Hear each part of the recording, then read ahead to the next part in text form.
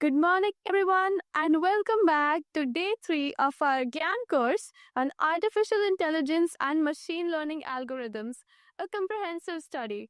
We have another exciting lineup of lectures ahead. At 10:30 a.m., Professor Anu Gokhale will begin with a discussion on case studies and how to critically analyze AI system outcomes, both predictions and automated decisions. Following that, at 11:30 a.m., she will deliver the next lecture on measures for assessing algorithmic applications, including a look at design flaws and strategies to counter them. After the lunch break from 12:30 to 1:30 p.m., we reconvene with Professor Gautam Makwana, who will speak on research paradigm and frameworks in AI, ML, data analytics, and allied technologies. Finally, at 2:30 p.m., Professor Gautam Makwana will conclude the day with an insightful lecture on generative AI and quantum computing. We look forward to another day of rich learning and thought-provoking discussions. Thank you.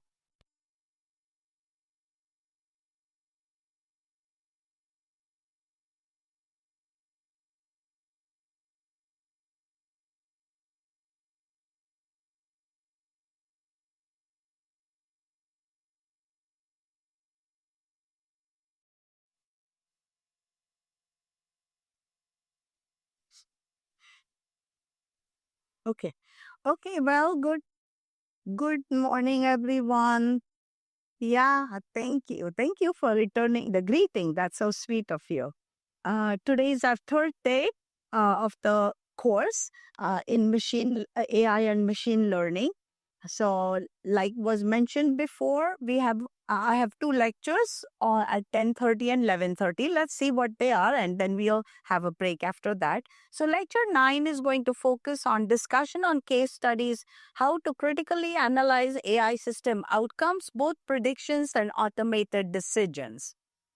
Basically, there are two broad categories to assess AI system outcomes: scientific performance metrics and societal impact metrics. So, what I'm going to do is lecture 9 will focus on AI system performance metrics exclusively from a scientific viewpoint. And then in lecture 10, which is right following this one, we will look at the AI system impact exclusively from a societal viewpoint. So we'll kind of separate the scientific viewpoint and the societal viewpoint. So we are not mixing the two, okay? Uh, Sources of AI and ML's algorithm design flaws like fairness, transparency, explainability, accountability, and examples, those all will be discussed in lecture 10. So we will only focus on the scientific part first, okay? And then we'll also look at strategies to counter the flaws. Okay. So this is the outline for lecture 9, which is the system performance metrics from a scientific viewpoint. But like always, before we begin our day, we begin with a 1 minute silent meditation. Okay. Today, I have a quote from Rinpoche. Rinpoche is like a title given to Buddhist monks. You may already know about it. It's like Santa or Guru in what the Hindu culture would have. So Rinpoche is the same one, and the Sakyam Mimphab is his name. And so the body benefits from movement and the mind benefits from stillness. The body benefits from movement. So you had some when you were up and down. So now let's still our mind. Okay. Okay. Let us prepare for a 1 minute silence. Oh, oh, that's the only time I use my phone. Okay. That's not mine. Okay. So let's begin, folks.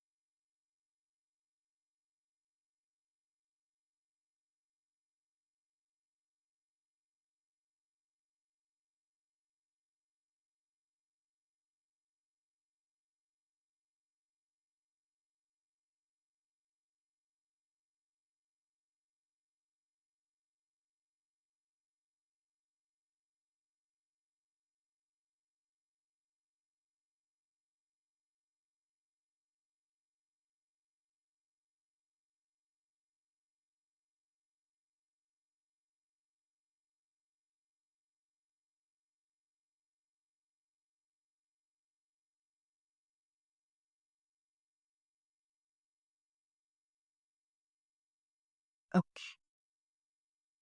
Okay. Okay. So we are all ready now. Okay, let's talk about the performance metrics. Okay, here are all the different performance criteria that we are going to talk about, beginning with confusion metrics, which really assembles a lot of these variables: accuracy, precision, recall, the F1 score, the area under the curve, receiver operating characteristic, AUC, ROC, and then the log loss. Okay, so let's begin with the confusion metrics and a table that summarizes the performance of a classification model.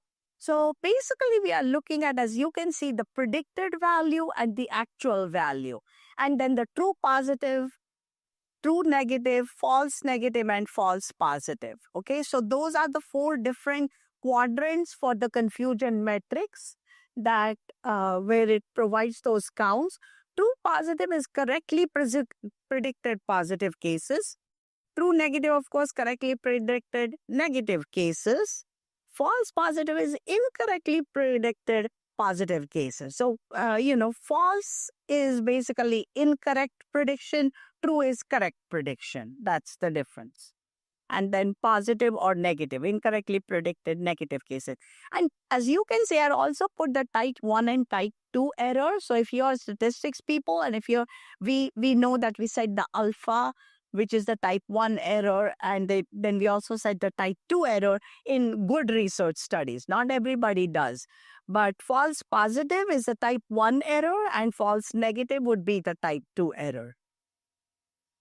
So these counts are necessary to calculate performance metrics like accuracy, precision, recall, and F1 score, because the formulas for those come directly from these, okay, from these counts.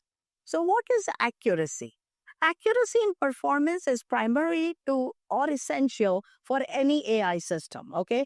Like basically we always look for accuracy. Accuracy is extremely important. Spam emails showing up in the inbox. Now that's not accurate, right? Okay, and vice versa also, but then that falls under a different category. Significant implications of inaccurate AI systems. Credit scoring algorithms rely on accuracy to maintain regulatory compliance, because a lot of banks everywhere are regulated. All the financial institutions are regulated by the government, right? So those regulations, to comply with the regulations, then the accuracy is very critical. Accuracy of the outcomes. Sources of inaccuracy. AI models are often trained in controlled environments, right? I mean, we look at real life data, but it's not live, real life data, right? It's archived data. Okay, so trained in controlled environments with curated data sets. Curated, why? Because we try to remove errors, we try to remove all the missing records, so on and so forth. So that's curation. But once deployed, they face real world data that can vary significantly. Okay, so the real world data and live data looks very different from what that archived data is, which is the curated data set. So the inaccuracy stems some from there. Also, real world data changes over time, a phenomenon known as data drift. Just like we have different characteristics for different generations, right? We talked about Gen Z, then we talked about the Gen Y, so on and so forth. Then all real world data changes over time, data drift. Example, language usage. The language that youth may be using today would be different from the language that was used 10 years ago, correct? The way the protocol, even the way we think, it has definitely evolved over years, correct? Okay. And the consumer preferences, the market trends, all of it change over time. So basically a society that is called, so the data that was relevant 20 years ago is not necessarily relevant today for today's circumstances. So typically when we trail, we want huge data, and then we look at archive data. We look at archive data for the last 20 years, 30 years. But there have been so many changes that have happened that that data becomes less appropriate or relevant for today's times. You understand what happens? And that's where the inaccuracy in the algorithm stems from, because that data that it's trained on is that curated data, which doesn't really, is not 100% representative of today's circumstances. So use of synthetic data can help fill gaps in training data sets. What do we do then? Create data, right? The synthetic data. So we create data, but that fails to capture the complexity and the unpredictability of real. So when we create data, we kind of say, oh, create some for this, some for that. So it's very organized creation, correct? We don't do disorganized creation, because that's the whole idea is of creating data, is to make sure it's representative. So it's very organized. But then in real life, nothing is organized, right? So then that unpredictability is lost. There is a little story I can tell you about. This was when the first time like the voice recognition software was being developed. Okay, and this was at a California hospital where it was being launched, and there were different universities that were collaborating to develop it. It was developed, it was tested, very tested, and then they deployed it in the hospital, and then it failed miserably. It was for a voice recognition system for a hospital. Okay, and they were like, gee, what happened? And what had happened was all the developers were male. And all the users, when they deployed it in the hospital, the nursing staff, they were females.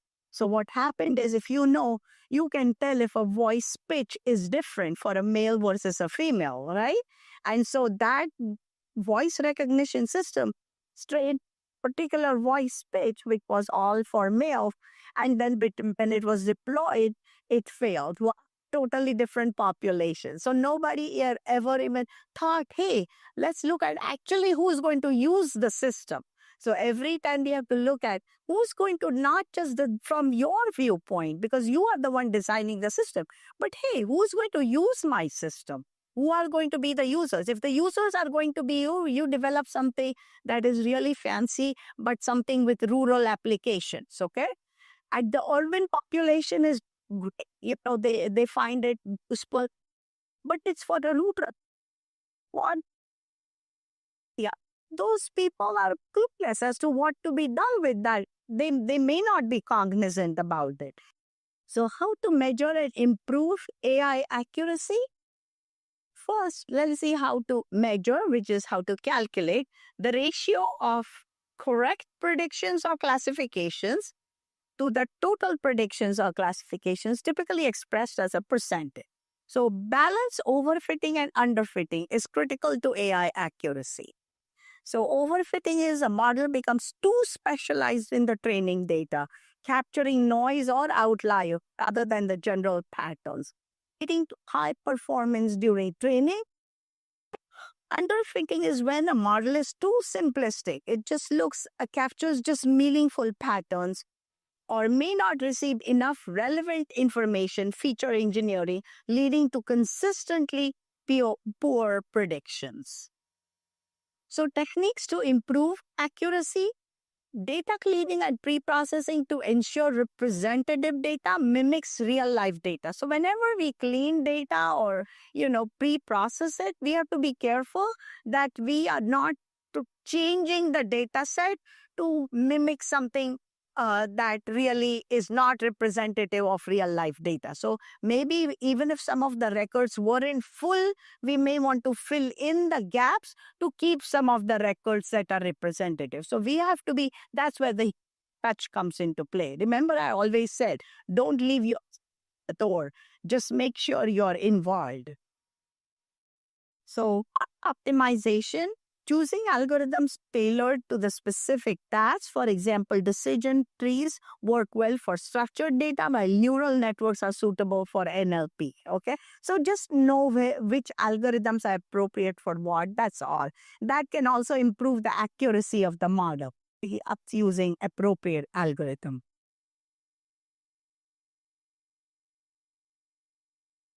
Becomes available and regular retraining helps combat.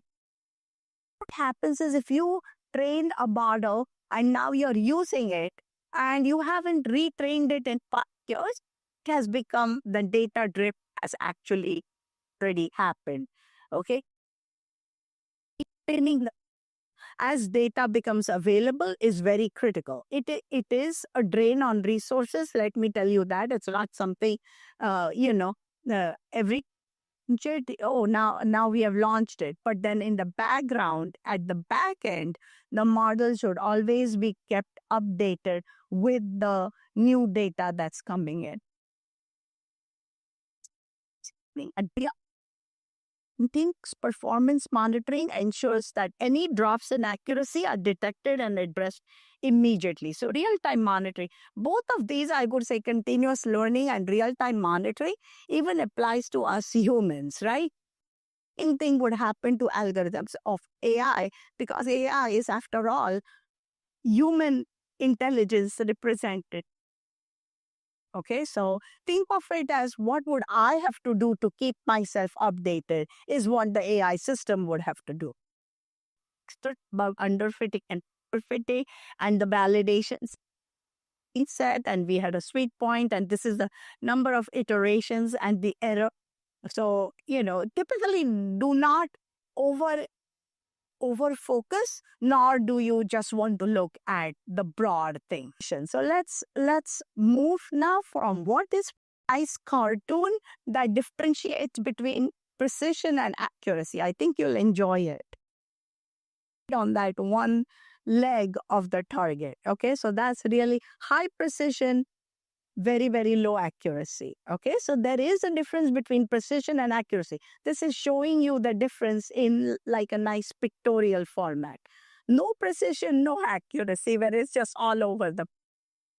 Okay, so that gives you an idea for what is precision. They are both not the same thing. Okay, you can have high accuracy and very low precision and vice versa. So AI system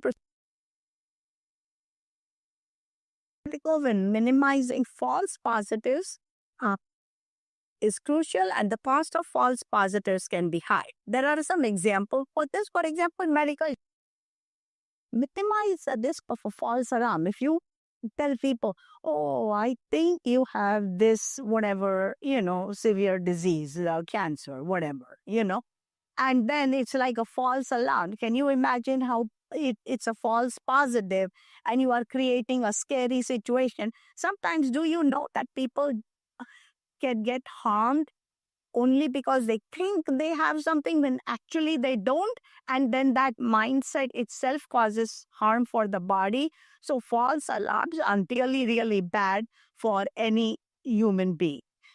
So my medical diagnosis, you would rather err on the other side, having less false negatives are okay, but false positives are not okay, is what I'm trying to say. Why? Because we don't want to scare people into thinking they have something when they actually don't. Okay, so that would be a bad situation. Another one would be spam detection. You want to avoid marking important emails and spam. I mean, how many times do we visit our spam folder? I typically don't visit it for a whole week. Rarely will I visit it every day, almost never. And once a week, I'll go and look at, oh, what did my spam folder have? If some, but if it's an important email that needs to be responded immediately or within 2 or 3 days, and it's went accidentally into the spam folder, think of, it could have detrimental effects, right? So those are the times when false positives are bad and we want to minimize those. Finance flagging a legitimate transaction as fraudulent can upset a client. Hey, I have a valid credit card. Why are you rejecting it, right? Okay, I mean, it's a matter of, even like self-respect. Like, hey, I know I have a valid credit card. Why isn't it going through? Correct? Okay, so those financial transactions, false positives, minimizing those are very important. So how to calculate precision? It's the ratio of true positive predictions out of all instances predicted as positive. So basically true positives and then the sum of true positives and false positives. Okay, that's precision. So high precision can be misleading. Why? Because focuses solely on correctly predicted positive cases and neglects the false negatives. Again, over defining any system is not healthy. Okay, so solely on correctly predicted positive cases, neglecting false negatives, and that is where recall comes in which we discuss next. Okay, so precision and recall kind of balance the two, balance each other out, and we will be talking about it. So techniques to improve precision: data cleaning to handle missing values, errors, inconsistencies, and irrelevant information. Again, we go back to our data set, right? Just making sure that that data set is valid and strong. Feature engineering, create new informative features to improve model performance. And continuous learning and real monitoring, that becomes extremely important for any of these scientific measures, which is continuous learning, which is continuously updating the retraining of the data set, keeping it up to date, the algorithm with new data as it comes in to avoid the data drift. And of course, the real-time monitoring, which makes sure that all the false positives and all false negatives are being taken care of.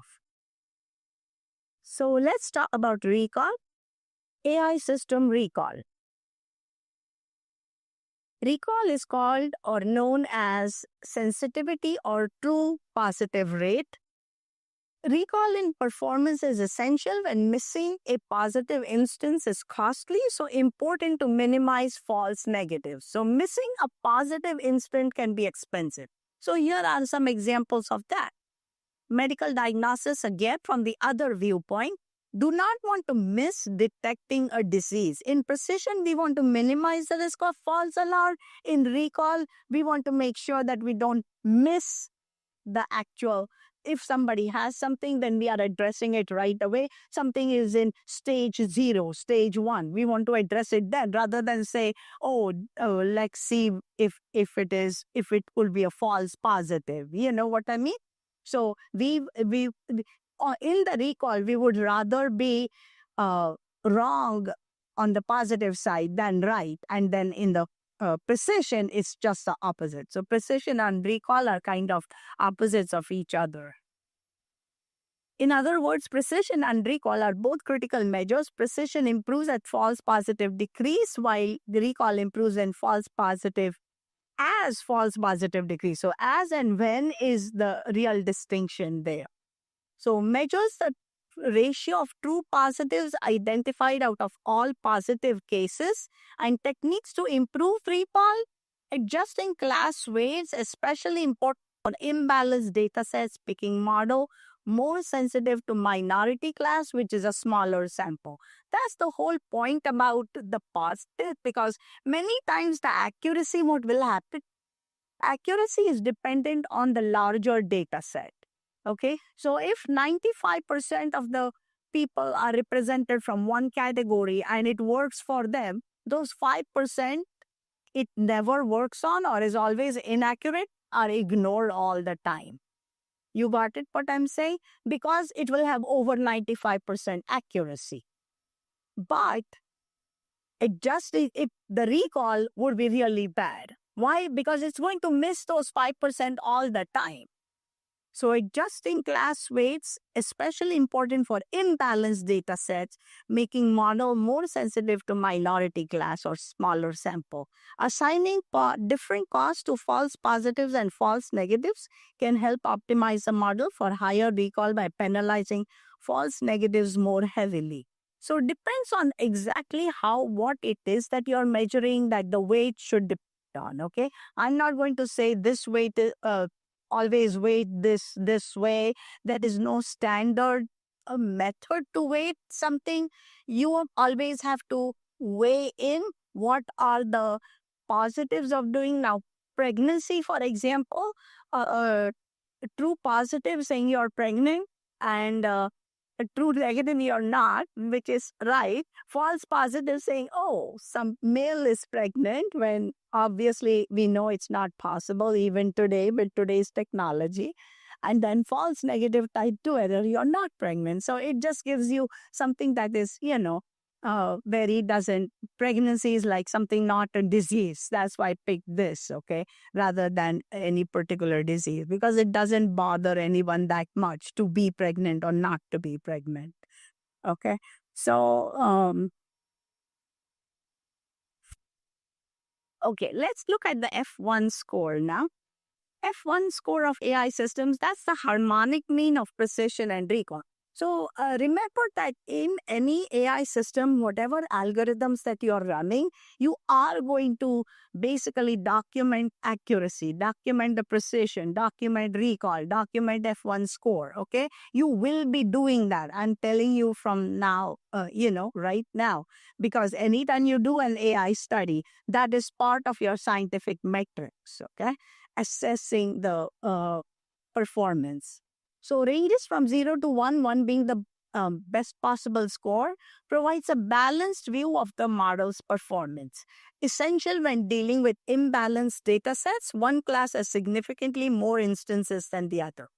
And valuable tool for evaluating classification models. So why use that score? What is that score? Why use it? Okay. Predicts the majority class can still have high accuracy even if it performs poorly on the minority class. I just gave you an example, right? Let's say there were cats and dogs and we are trying to determine whether that particular animal is a cat or a dog. But there are 96 dogs and 4 cats. So it doesn't ever predict the cat right, just randomly maybe once, but every time predicts the dog correctly. It will have 96% accuracy or at least 95 over 95%. Okay. And so we'll say, oh, this is an accurate model. Hey, but wait, it missed the cat every time. Correct? Okay. So that's where the balancing the majority class and the minority class comes into play. So you might wonder, what is majority, what is minority? Image classification. 96% of the images will be this way, 4%. But maybe those 4% are the ones we want to focus on. And if it misses those every time, then what's the value of that algorithm, right? So we have to be aware of what it is that the algorithm is doing. F1 score provides a more comprehensive evaluation by considering both false positives and false negatives. So what did we miss on the false positive? We detected it as positive, but it was an incorrect positive. That is a false positive, right? Incorrect positive. False negative is incorrect negative. We couldn't detect that it was there. That is an incorrect negative, correct? So F score can help detect overfitting where a model performs well on training data, but poorly on the unseen data. Because training data can have biased or be skewed in one direction, but the unseen data, we can never tell what that unseen data is going to look like. So what is the best score for all three of these, like accuracy, precision, recall? Obviously, it's all those are probabilities, so you can probably guess. So accuracy, of course, is predictions or classifications correct over correct plus incorrect. So I find it easy to do it this way.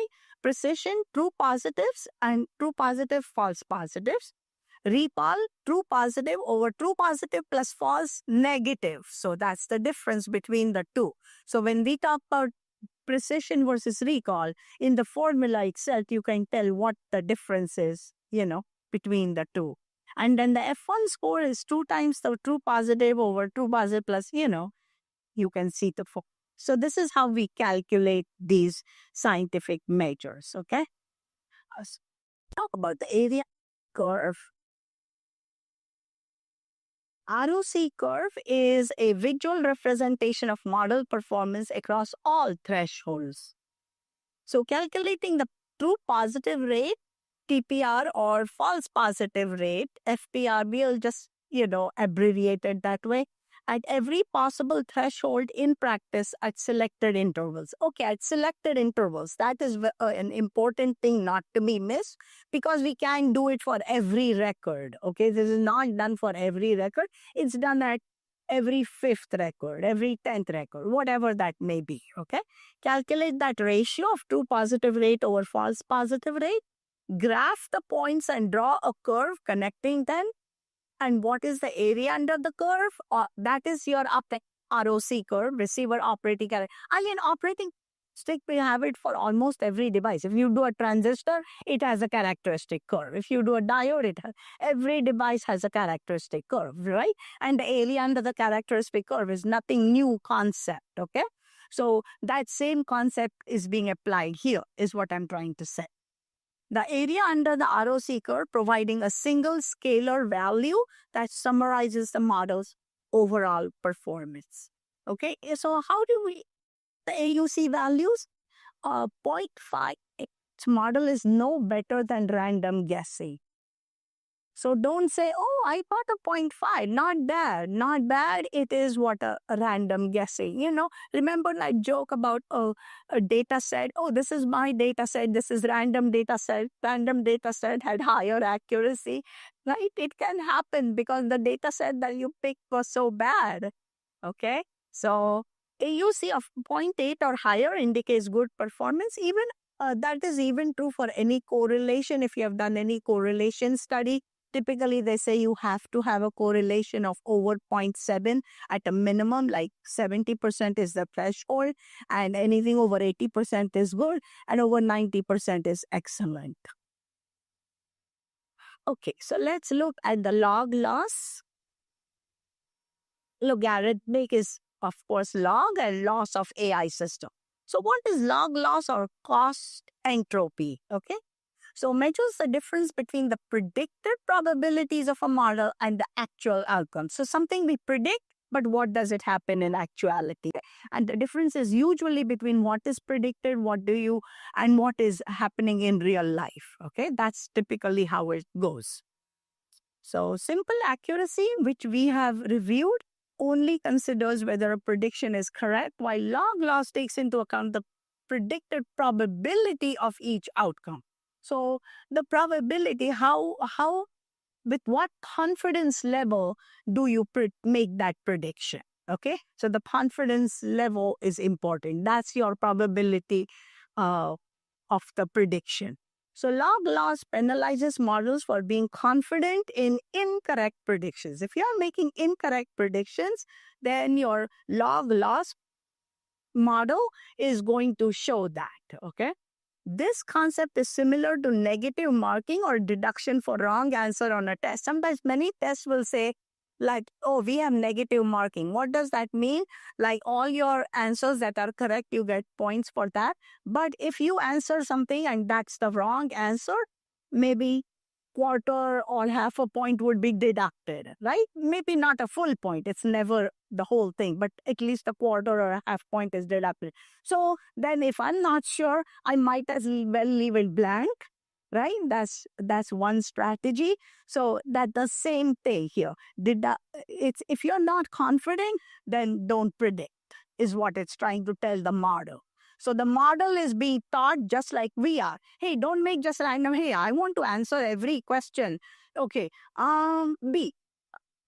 Then I have no idea whether it's A, B, C, D, E. I'll just say randomly close my eyes and do something. Okay, that's typically, if that were to happen, that model is going to be penalized, just like we would be penalized. Okay. So low log loss values indicate better model performance, with the perfect model having obviously a log loss of 0. So log loss of 0 does mean that there are no incorrect predictions. Okay, so everything that it predicted was right. Now, how many of those, like the predictions, whether they're right or not, the accuracy, recall, all those are there. But log loss is strictly looking at incorrect predictions. Okay, so AI in software development. So we have talked so much about AI, so I thought I'll bring that up. I mentioned this, very in a general terms before. Companies like Meta and Google are actively integrating AI into their software development processes. AI is being used to generate code. Oh, you have a hand up? Sure. Let me finish this sentence and I'll come to you.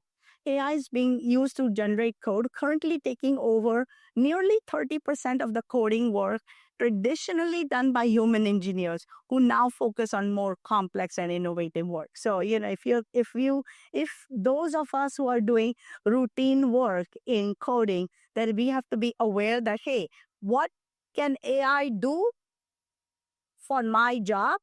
I use AI to make my job better? Okay, so that's why I said everybody who is here has no threat of losing their job from AI. Why? Because you know what is AI, you will be using AI. Anybody who uses AI then transcends over AI and does something more. Go ahead. Good morning. Good. My question is regarding the loss. So we have discussed here about the cross entropy loss, wherein it's nothing but a difference between the actual value and the predicted value of the model. So in the MSc also, where it's nothing but mean squared error, we are just taking the difference between the predicted value and the actual value, and we are square of them, so that the none of the negative value neglify the positive error.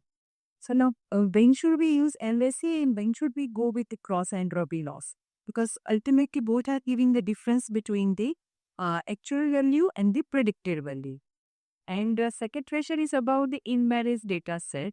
Valid here mentioned that we need to provide some weight value to the minority class. Now, for what? Predicting the minority samples to the correct class. Right? Suppose we have the imbalanced data set, then definitely there will be the bias for the minority class. So we need to assign certain weight verdict.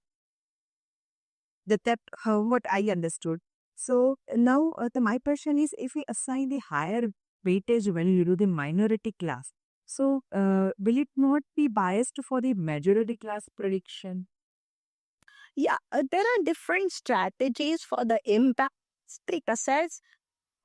It's not necessarily having higher weight for the minority class. It might be segmenting the data set into having equal number of majority and minority. That is one way that is done. So we are not, and then doing the running the algorithm for it.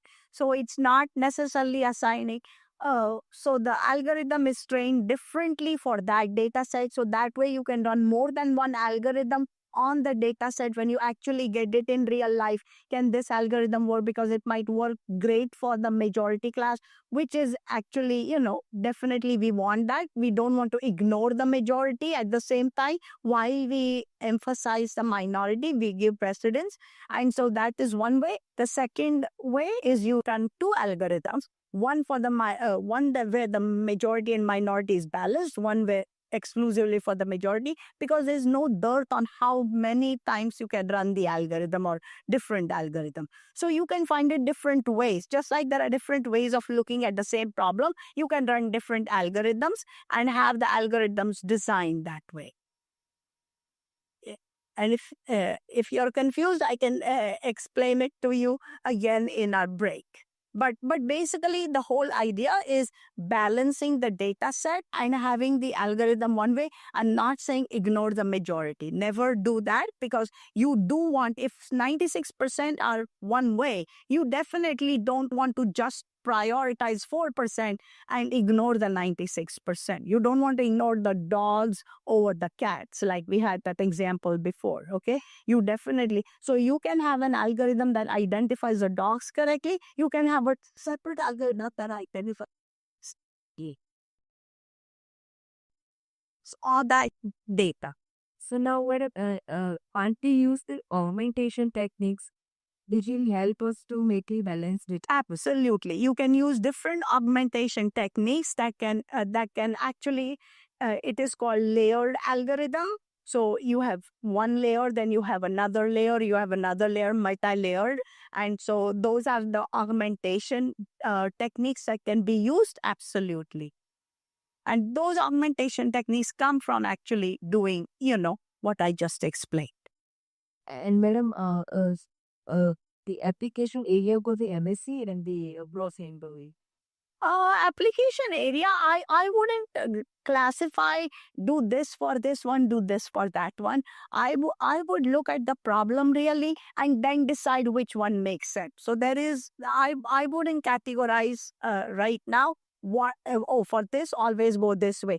Same thing goes for algorithms. Just because marketing segmentation has used one type of algorithm before, I wouldn't say don't try something else. We have to be creative. We have to come up with new methods. So let's not box ourselves into one way or the other. That's why I'm always careful about not boxing ourselves. I want to motivate people to be creative. So I always say, have an open mind, have an open mind. Okay. So AI agents are integrated into its software stack, allowing them to learn from the code base, user behavior, and suggest improvement. So that's what the AI agents are doing. We'll be able to create user interface layers as needed, interacting with databases and other components. And this is all about how AI is used for software development, okay? So faster product releases and more efficient development cycles. So typically user interface layers were usually always created by humans, but even AI is doing it. These human engineers are needed to guide and oversee AI. That is a critical bullet, okay? High-end software developers did not benefit from AI tools. So that's something to understand that, hey, AI is not doing my work. That's what high-end software developers found. So, they are no threat. AI tools are not a threat to high-end software developers. Okay, finally wrap up and takeaways. Some humor about AI cherry picking the data to make a point.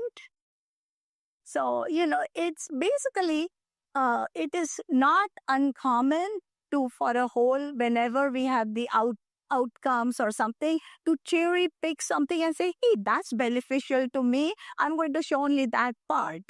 As you can see, this is the trend from 2019 to 2023. And if you just you can show an upward trend when technically it went up and came down, right?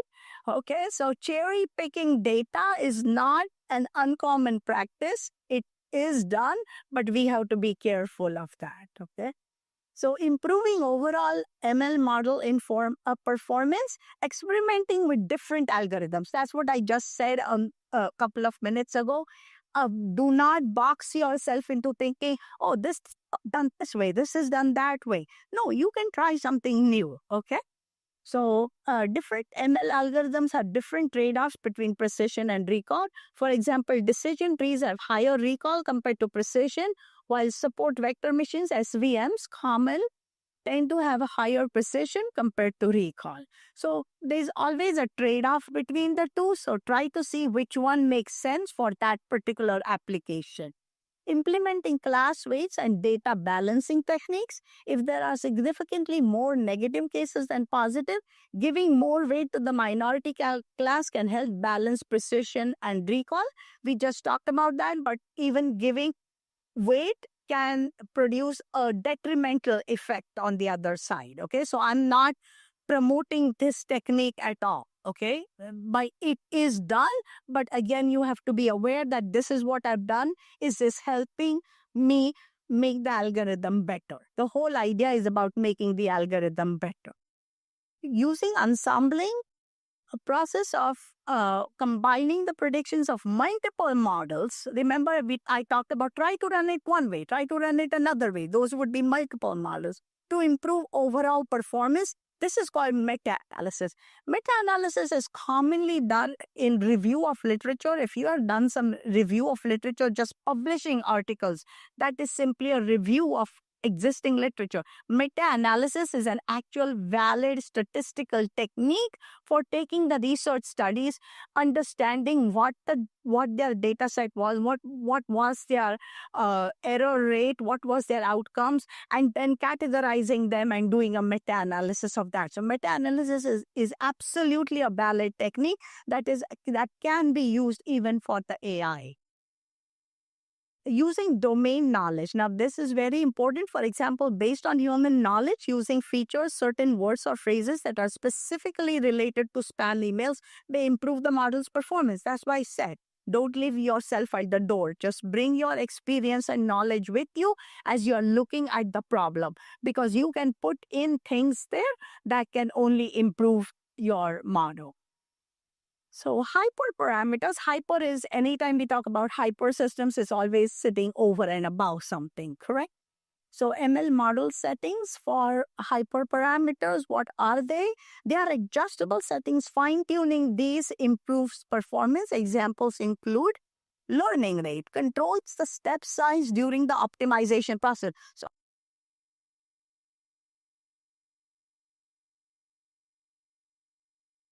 10th record. What should be that interval rate? A small learning rate results in longer training time. Obviously, the more precise you get, it takes much longer, but also you have to be economics.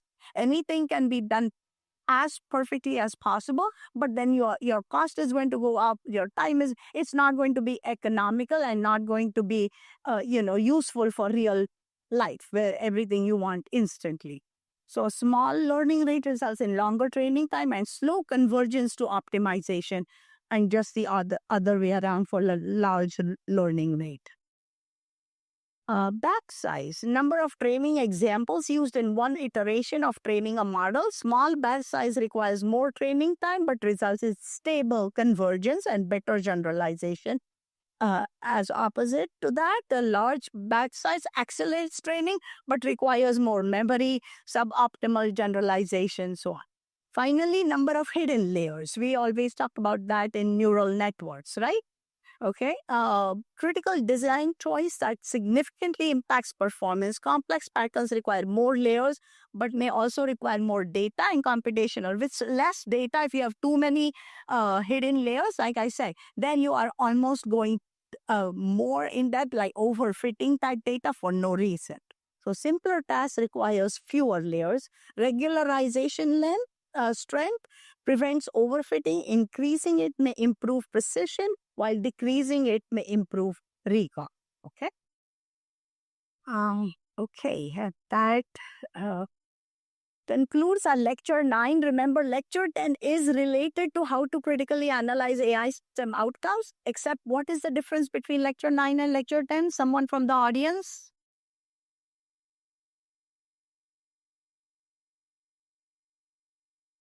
Jaya, forgot. What did we say at the beginning? Lecture 9 will focus on this. Lecture 10 will focus on that. Oh, one hand is up. Go ahead. Lecture was regarding the parameter for the AAT science.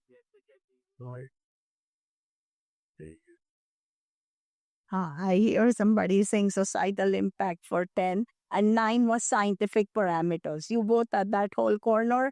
Very good. Excellent. So that's what we are going to. So today you might say, we talked about AI system outcomes, but we never talked about impact on society. That's what coming in lecture 10. Okay. And right now it was all about scientific metrics. Okay. With that, then I think we are. Oh, thank you. With that, we are going to have a group picture from what I understand Dr. Makwana was saying. And then the second thing we want to do, I gave you some homework yesterday, and I know. Okay, so we are going to resolve like who has what articles and stuff like that. So we will resolve that. So don't go anywhere during the break. That is the break. The break is talking about that. Okay, and then we'll go to lecture 10. So don't leave the room.